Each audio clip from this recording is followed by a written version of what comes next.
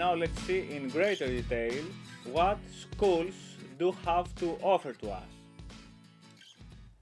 Let's have some insights first about issues related to segmentation, simplification, and basics. Why is it that way too often we fail to perform a skill we possess and behave like much less skilled individuals? Why is it that very well trained performers fail only for us to wonder how could they miss something a mediocre performer would do better than them? Quite often, by acquiring too many and too complex skills, we tend to forget the basics. So, when the time comes for us to just do that basic movement that school children already perform well, we kind of fail. Choking apart, this is due to us becoming too automated, and too much automaticity leads to failure. Choking is a phenomenon in psychology where, due to stress, it's like we are getting choked and we kind of paralyze. It is too common then that in martial arts one is expected to study basics forever. In, say, Aikido practice, the various armed and unarmed techniques are trained in the Kihon way, which is a slow, segmented way of practice.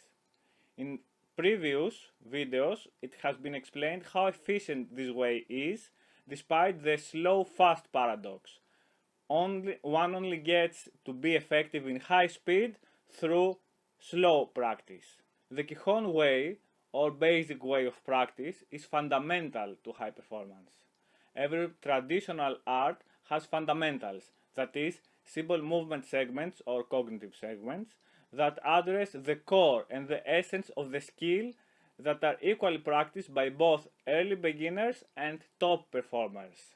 Sometimes, or more correctly indeed, oftentimes, these basics might appear to have little relation with the final skill to the eye of the outsider, but it is the basics that the knowledgeable teacher sees as the key to success. For example, let's take a popular example. Okay, it's not accurate, but it's popular. The wax in, wax out movement the Karate Kid did in the homonymous movie was such a simple and basic movement that seemed irrelevant, yet was soon to be translated into a very effective defensive skill. In reality, however, basics are beneficial in the long term.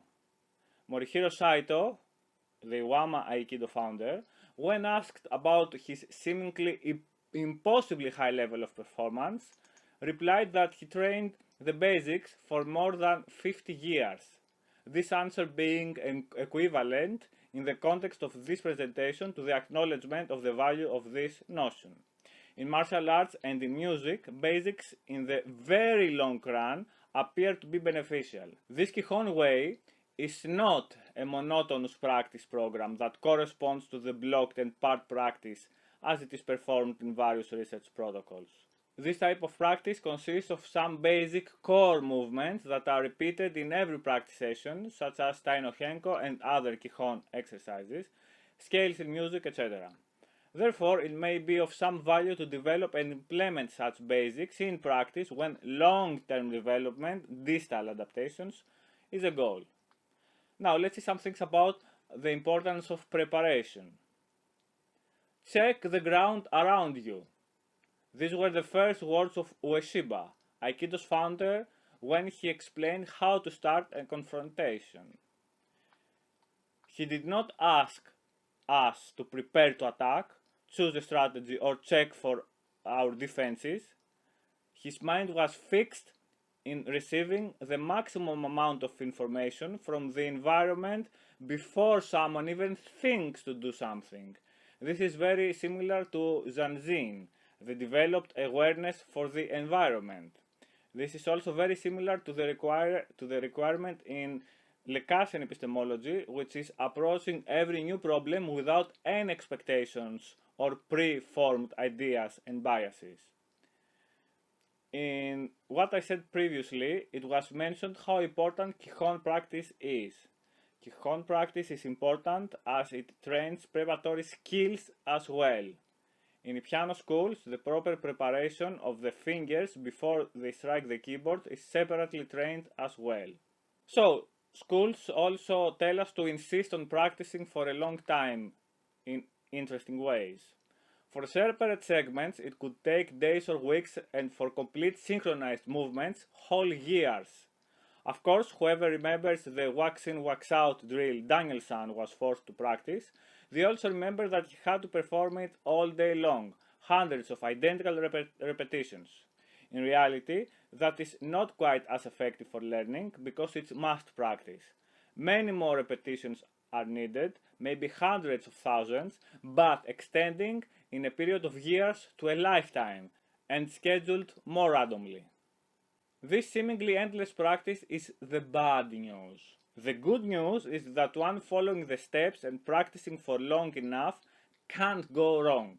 There is no such thing as talent or anything else between any individual and high performance that cannot be overcome in principle, even if this means, and it usually does mean, a lifetime long dedication. But then one can't go wrong, success is guaranteed in the context of major schools. As an anecdote goes, a man heard a famous pianist playing a concerto. He then went to congratulate him and said, "Maestro, you are so brilliant. I would give my life to play like you." And the pianist replied, "Well, that's exactly what I did. I gave my life." Some words about creativity related to the idea of the schools.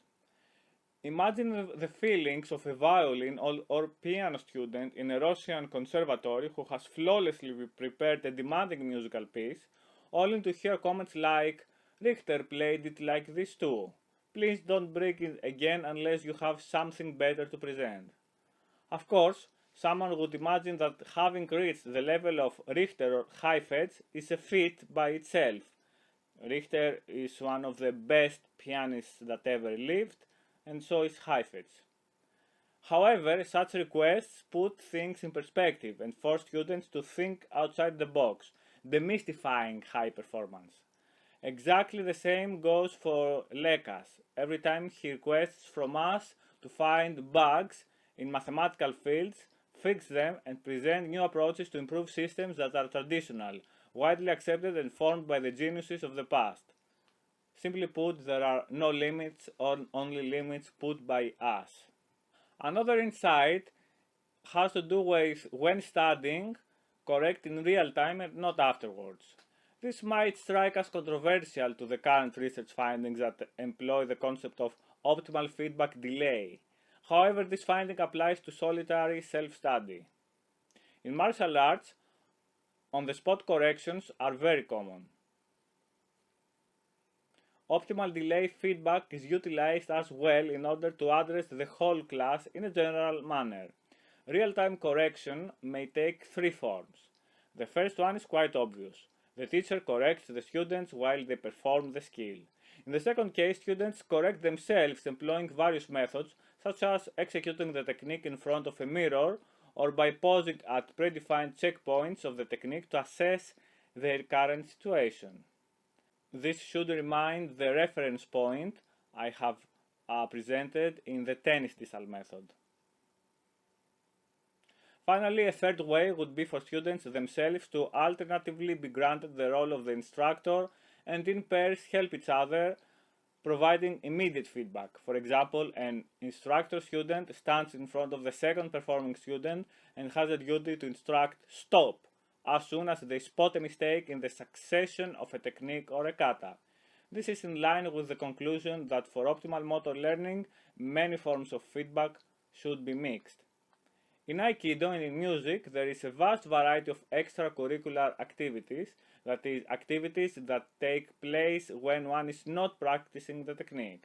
These extracurricular activities extend from meditative practices to the study of sources, relevant literature, and even community work, like loving your neighbor in Christianity, in Aikido, and in martial arts, it is living with your sensei, with your teacher, and helping with the house, etc. The educational activities as well as the training activities are structured in such a way that they lead to expertise only after many years of continuous everyday practice. Indeed, as teachers of various disciplines say, from Zen to the Russian school, it is important to study daily, even just a fraction of the usual time when there is a serious restriction of time, but study daily. The notion of sudden must practice is generally absent. The progression of the individual to the highest level of expertise is well mapped from the ancient times. For example, mere automatic repetition of correct technique is, as a concept, very close, if not the same, with the first stage of Suhari, an important old Japanese martial arts word. And from the International Karate Do Federation, the explanation of what Suhari means. So, Su indicates that a beginner must correctly copy all karate techniques from his instructor. Ha means that after a number of years of training, when the karateka has attained a high degree black belt, he is allowed to develop new techniques provided they are improvements. This applies to all movements with the exception of basic techniques. Ri is the highest form. It means that after an even longer period of training than for Ha and Su, of course, the karateka must be able to perform all forms of karate automatically, non-stopping to think about his moves, like getting into a meditative state also. So, Suhari is a model within traditions that reflect some of the newer findings and is the wisdom we'd really like to explore when we're touching the issue of school and major traditions. So, this is the end of this section. I do understand it has been a quite difficult one. Whatever we have said here is not a prerequisite to understand the guidelines presented in the next section. One could actually just go to the last section from the beginning and just see the guidelines. But this section is important for understanding and from developing the relevant ideas and acquiring the relevant concepts. I know, I understand, it was a bit technical, but sometimes there is no royal path to geometry, as a classic Greek proverb goes.